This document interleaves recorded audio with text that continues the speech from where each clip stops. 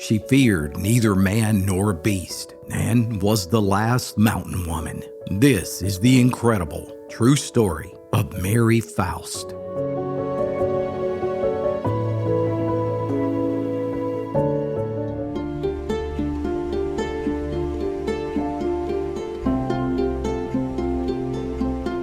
The first rays of morning sun crested the jagged spine of Foust Ridge and spilled golden light down into the narrow holler below. Mary stood barefoot on the rough-hewn porch of her ancestral log cabin that her grandfather had built nearly a century earlier, back when this land was still virgin forest in the heart of Cherokee country. Mary looked out into the distance at the 200 acres of fertile bottomland and steep wooded slopes that she had inherited. Indeed, her family had been amongst the very first white pioneers to ever settle East Tennessee. The rich, dark soil of the creek bottom, it had been good to her family for generations, providing all that they needed. This narrow ribbon of valley was walled in by Lone Mountain with its lush canopy, so thick that even the midday sun struggled to reach the forest floor below. This paradise had been her home for her entire life, and now the thought of leaving it troubled her. Mary's mind started to drift. She thought back to when she was a young girl, just 12 years old, back when her parents took her to the closest town of Knoxville. For 6 days they walked, 6 long, aching days of following animal trails over the ridges and down into the deep coves. The trip over the rugged terrain made Mary's bare feet as tough as leather. Each night they slept wrapped in homespun blankets, beneath rock overhangs, or beside small fires that did little to keep the mountain chill from their bones. And when they finally dropped down out of the last gap and saw the settlement sprawled along the banks of the mighty Tennessee River, Mary stopped dead in her tracks. "Look at all those people," Mary gasped. "Why, there must be more than 200 souls." It was more than the mountain girl had ever seen in her entire life. Dirt streets rutted by wagon wheels, with log buildings crowded shoulder to shoulder, and there at the center of it all was a massive blockhouse. You see, at this point in history, Knoxville was half fort and half town due to the constant threat of native attacks. Her father had business with a trader, but no sooner than the family arrived, so too did whispers of an Indian uprising. For 3 terrifying nights, the family sheltered inside the blockhouse with dozens of other frightened settlers. The entire ordeal had terrified the young mountain gal, and it was something that she never forgot, especially now that she was a woman with children of her own. Mary snapped back to the present. The morning sun had climbed higher now, burning the last threads of mist from the holler. Down near the spring house, she could hear the steady creak of a wooden bucket and the soft splash of cold water. Mary turned to see her husband, who was busy loading his rifle on the family's only mule for the big trip.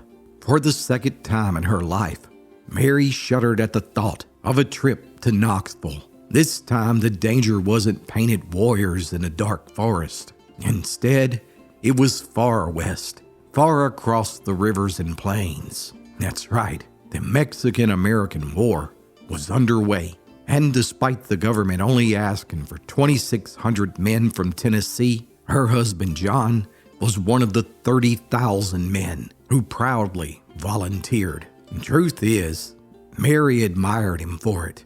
She truly did. Yet, as she stood on the porch, a cold fist of fear closed around her heart. How would she protect the farm without him? After all, their 2 children were just babies. How would they survive without their father's protection? Although she could feel the weight of it all pressing down on her shoulders, she knew she had to be stronger than ever. And so it was. On June 1st of 1846, Mary accompanied her husband where he was mustered into the 1st Tennessee Volunteer Infantry. Mary gave him one last hug before he was loaded onto a steamship on the Tennessee River and slowly disappeared into unknown waters, bound for foreign lands. Then Mary made the journey back home, alone, completely unaware that this would be the last time she would ever see her husband again.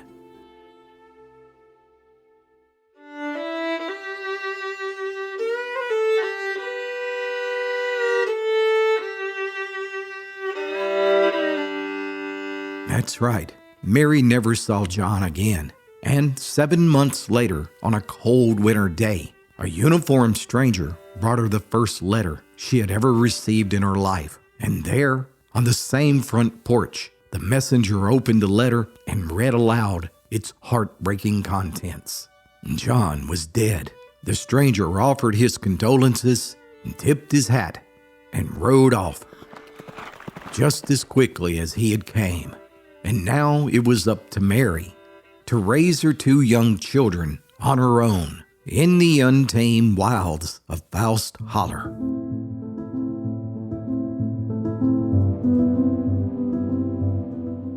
But mountain folks were a hardy breed, and Mary, she was tougher than most. In fact, she was strong as any man ever aspired to be, and she spent little time grieving. And from that day on, Mary would live alone, providing for her 2 children for the rest of her life. Each day, she rose before dawn and worked until the last light bled from the sky, splitting fence rails with an axe and tanning hides to use for plow harnesses. She tended to the beans in the bottomland and the corn on the hillsides. Each evening, she sat on the front porch and she studied the night sky. She predicted falling weather by following the phases of the moon, and even spring floods by the presence of rings around that same moon. Though Mary lived isolated and miles away from her closest neighbor, she used a 4-foot-long ancient signal horn that was handmade from cedar and iron to communicate with distant neighbors through a series of long and short blasts. That horn was one of Mary's most valuable possessions and had been in her family for generations. Remarkably, Mary would stand on the top of Lone Mountain, where she developed an entire system of communication. She used it to call the hunting dogs, cows, and even her children home, and to warn neighbors during emergencies. The mountain woman provided for all her family's earthly needs with her own 2 hands. She never owned a stove and prepared every meal over her mud and brick fireplace. She was an excellent hunter and even provided all the meat by making her own rabbit and fish traps. She was a crack shot with a long rifle. And each year, when the garden overflowed, she preserved beans on strings to dry, kept potatoes in the root cellar, and the smokehouse was always full of hams. There wasn't nothing that Mary couldn't do for herself. A master seamstress who made all her family's clothing with wool that she carded and then spun on her loom, the same one that had been brought over from Germany by her great-great-grandfather. Indeed, the fighting spirit of her German ancestors was still in Mary's soul. Even her ancestral last name, Foust, literally meant fist. Mary instilled this self-sufficient pioneer spirit into her children as well. Her son was affectionately named Coon, and her daughter went by Sis. And as the children grew, they learned the old ways of survival at their mama's knee. Coon spent most nights helping his mama spin wool, and Sis followed in her mother's footsteps as an expert marksman and was rarely seen without a rifle slung over her shoulder while trekking bear through the forest. Decades went by in the world beyond Foust Holler. The war between the states came and went. Then the sad removal of the Cherokee by the U.S. government. Mary even became a bride for the second time in 1883. But alas, just a few months later, her second husband died. It seemed that destiny had ordained it to be that Mary would remain alone. And by 1900, the world beyond Foust Ridge had ushered in a new century where modern technology revolutionized daily life with electricity, automobiles, and telephones.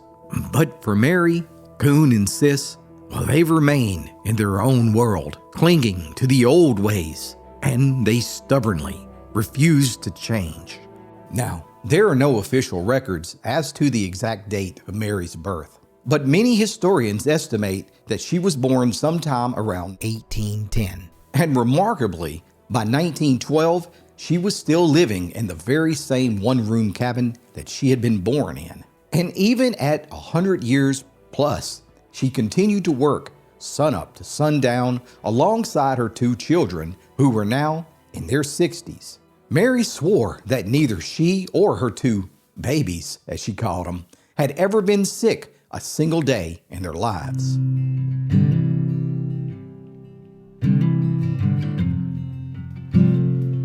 That's right. In her old age, Mary's story began to be noticed by outsiders who started making the pilgrimage to her isolated cabin to get a rare look into the living past. Each visitor was greeted by Mary's faithful dog named Pen, and then the living legend gladly told the story of her life while she sat at her spinning loom. More and more people came, and then photographers and even newspapers. It was then that something remarkable happened, and that was when the Great Appalachian Exposition of 1910 was held in Knoxville, Tennessee, a type of World's Fair that drew in over 500,000 people, including 2 United States presidents. And one of the biggest attractions at the spectacle was none other than Mary Foust, who walked to Knoxville for the 3rd time in her life. A replica of Mary's cabin was built on site, where she and her 2 babies cooked traditional Appalachian meals over the fireplace. They demonstrated weaving and told stories to thousands of strangers. Postcards of Mary, Coon, and Sis were sold by the tens of thousands to folks who marveled at their self-sufficient lifestyle. Mary even cooked Johnny cakes for former President Theodore Roosevelt and current President William Howard Taft. Give someone you love the gift of old-fashioned storytelling. 5 books for the young and old alike that will make your heart smile. Click the link below to order your copy of the Appalachian Storyteller today. Mary's life had come full circle, from visiting Knoxville as a little girl when barely 200 people lived there, to sending her husband off to the Mexican-American War in 1846, to Mary herself becoming the unlikeliest of American icons, where hundreds of thousands of people came to learn about her life at the Appalachian Exposition of 1910. A truly remarkable life. And yet, when Mary died on a sunny day in June 18, 1915, at the age of 103, there was no mention of her life or death anywhere. The woman who had been celebrated by 500,000 people just a few years earlier was simply never spoke of again. Now this got me to thinking, whatever happened to Mary's cabin? What about her spinning loom or that signal horn? After all, they were estimated to be over 200 years old. Surely something might still be out there, right? And where was she buried? I felt like someone had to finish her forgotten story. Over the past few weeks, I'd been emailing several distant family members of Mary, looking for any clues as to the location of her cabin and grave. I got a message from a 94-year-old lady who said that her family had once inherited Mary's signal horn and that they had sold it to an antique collector who, in turn, sold it to a museum. Sure enough, I had my first big break, so I headed straight to the Museum of Appalachia.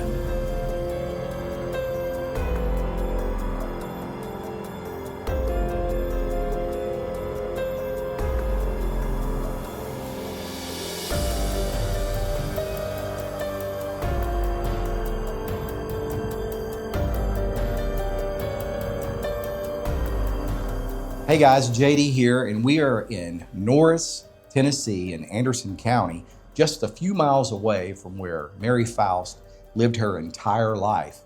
And we're here at the Museum of Appalachia with Eric Ashton, museum curator here. Thanks so much for taking no problem. time to Absolutely. see us today. And we're excited to, we hear that you've actually got Mary's blowing horn here in the collection. We do, yeah, and I'm excited to show it to you today.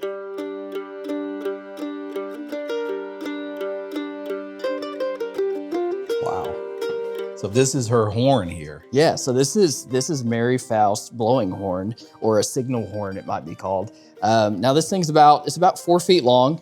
It's made from cedar, which is a pretty durable wood, obviously. It's got iron bands all the way down to keep it together. It's almost like when a cooper makes a barrel, really. So you've got 2 pieces of cedar put together, and then the iron bands hold it together.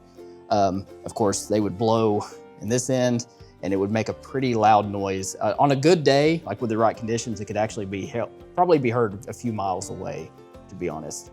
So Mary would have used this to call in family members. Maybe they were working in the fields, maybe they were out digging for ginseng in the woods, and she would use this to kind of signal them to come back home. Or maybe if something was wrong, you know, she would blow on this horn. She would let her neighbors know that something was going on. They would be up on top of Lone Mountain, which is just right over here from the Museum of Appalachia. And of course, they lived in Foust Hollow. And you know, up on top of the mountain, you could really hear this thing go. So, now something like this, it might have been like one of the most valuable possessions that a pioneer, someone who was living in a one-room cabin, this could have been, like you said, passed down from generation to generation. So this was probably pretty valuable. yeah, absolutely. I mean, and just for the sake of being able to communicate with your neighbors, you know, sometimes your neighbors lived a couple miles away and you just can't make that walk. So to have a tool that allows you to communicate with them and to let them know that maybe something's wrong, I would say that's invaluable. Just the way that we have our cell phones today, really. In terms of age, how old do we think this is? You know, we don't know an exact age. I would speculate it's around 200 years old. It might be older. The Foust family came from Germany originally, and you know, there have been Fausts in this area for a long time. So this might have even been used by Faust members before Mary even. So yeah, I would say it's quite old, at least a couple hundred years. So you're saying that it's 2-piece. Now I was envisioning that it was 2 pieces that snapped together, but you're saying that it's just 2 C yes, cups yeah, you that can are put actually together. see that line all the way down on both sides. It's like a really small barrel, Right. actually. Now this would have, whoever made this, they obviously had to forge all of these rings as well. Yeah, on top of that, you have blacksmith skills in here as well. So, well, hey, yeah, I just want to encourage everyone to come here to the Museum of Appalachia. We've got you know, artifacts like this signal horn, and on top of that, we have 250,000 other artifacts to come and look at, and they all kind of explain the Southern Appalachia experience, especially during the 1800s. So come on down. We're open 7 days a week. We'd be happy to have you. So. Amazingly, the signal horn had somehow made its way back home to the Museum of Appalachia, which was located only a few miles from where Mary had lived. And that was my next stop. I had to try and find Mary's cabin. And where was her grave?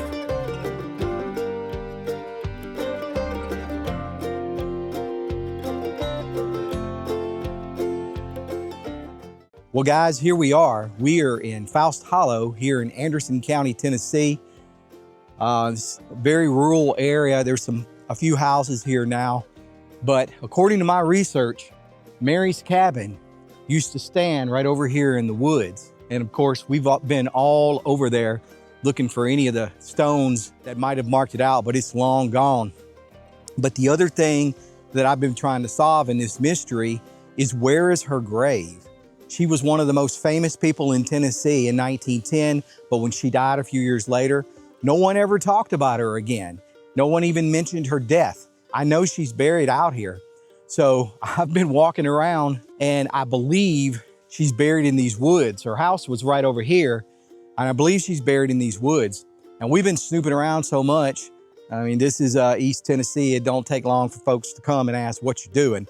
And so a hunter came by and he told me that he's hunted these woods for years and he believes there's a cemetery out in these woods. So let's go find it.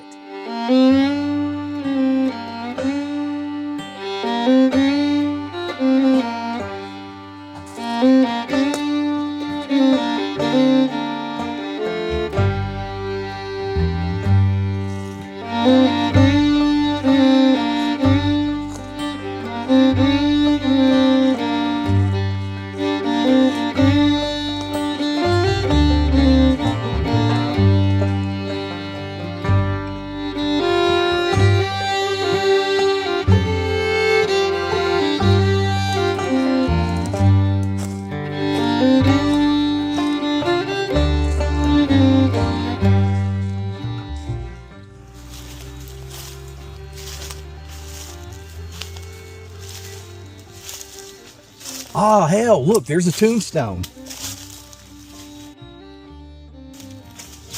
There is a tombstone. And there's another one. Oh, there she is. There she is right here.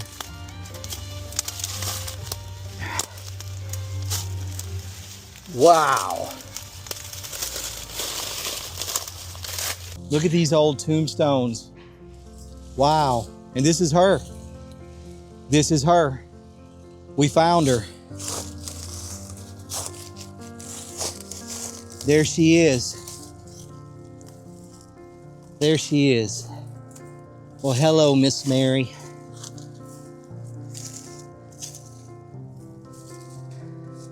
Wow. We have found the forgotten Foust Cemetery. Here it is. Here's Miss Mary right here. Here she is. Here she is. Mary Ann Foust Sarton died age 103 on June 18th, 1915. Her children, Christopher Coon Foust and Mary Sis Foust. How about that? We have found her. Her story has nearly been forgotten. Well, let's try to clean this up just a bit.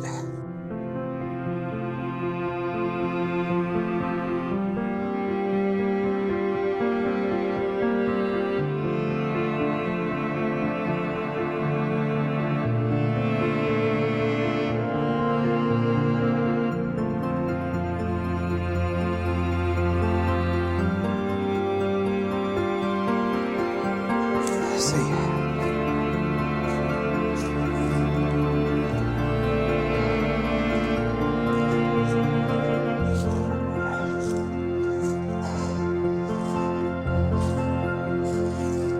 Well, Miss Mary, your story will be remembered now.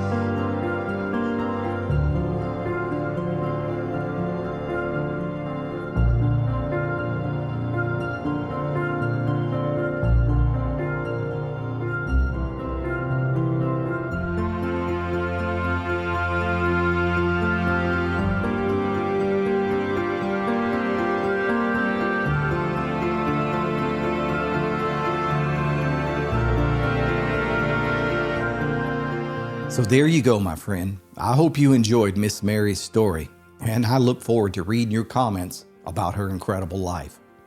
It was truly my honor to share it with you. Finally, I'd like to leave you with this. I want to take a moment to thank everyone who supports this channel. Folks who watch the videos, members, subscribers. It's all of you who help me preserve these stories that might otherwise be lost. The simple act of liking and leaving a comment helps this channel more than you'll ever know. And it tells YouTube that these stories are important and that people all around the world value these true stories. And that helps others find the channel. From the bottom of my heart, thank you for your support. Hey guys, JD Phillips here from the Appalachian Storyteller. Today's video is sponsored by tnnursery.net. Family owned and operated in the heart of Appalachia, TN Nursery ships beautiful plants and trees all across America. perennials, ferns, vines, trees, and much, much more. Click the link in the description to shop America's favorite garden shop for quality landscaping trees and plants. Get 15% off of your order by using promo code Storyteller at checkout.